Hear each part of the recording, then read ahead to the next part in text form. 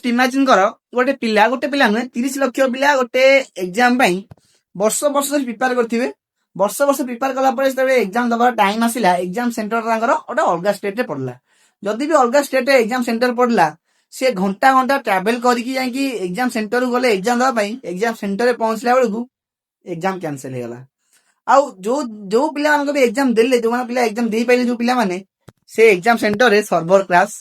कोडी माउस काम दउनी तो भाप जो पिला एते वर्ष धरिकी मेहनत करथिबो सेठी गला एग्जाम दे पारुनथिबो ता मेंटल हेल्थ कोन होतो भाबिलो टिके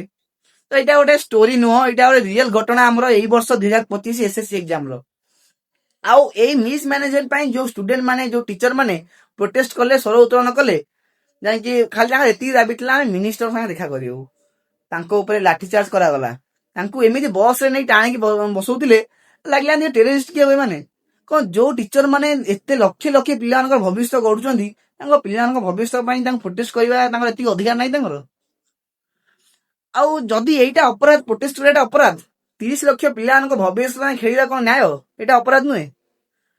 तो आगुर भी नीट केस रे एमती क्वेश्चन लीक हो सारी सीयूटी केस रे हो सारी एबे आइला एसएससी आ जदि आज भी हम पिला माने चुप स्टूडेंट माने चुप रही जिबा तो एटा भविष्य रे आम मान संगे आपण मान संगे हबनी बोली किछि माने नाही तो जेते पारछन वीडियो को शेयर करो स्टोरी दियो आ ऊपर स्वर उत्तोलन करो।